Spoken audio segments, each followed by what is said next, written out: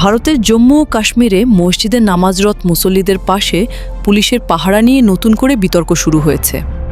সাম্প্রতিক ভাইরাল ভিডিওতে দেখা যায় জুমার নামাজের সময় মসজিদের ভেতর ও বাইরে মোতায়েন রয়েছে পুলিশ ও নিরাপত্তা বাহিনী। প্রশাসনের পক্ষ থেকে জানানো হয়েছে এটি কোনো ধর্মীয় বাধা নয়, নিরাপত্তার ঝুঁকি এড়াতে এবং অপ্রীতিকর ঘটনা ঠেকাতেই এই ব্যবস্থা নেওয়া হয়েছে।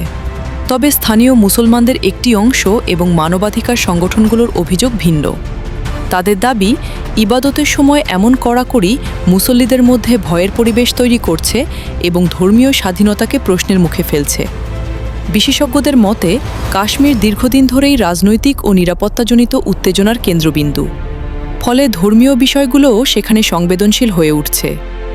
সব মিলিয়ে প্রশ্ন থেকেই যাচ্ছে, কাশ্মীরে মসজিদে পুলিশের উপস্থিতি কি শুধুই নিরাপত্তার জন্য, নাকি এটি মুসলমানদের ওপর বাড়তি চাপের আরেকটি চিত্র?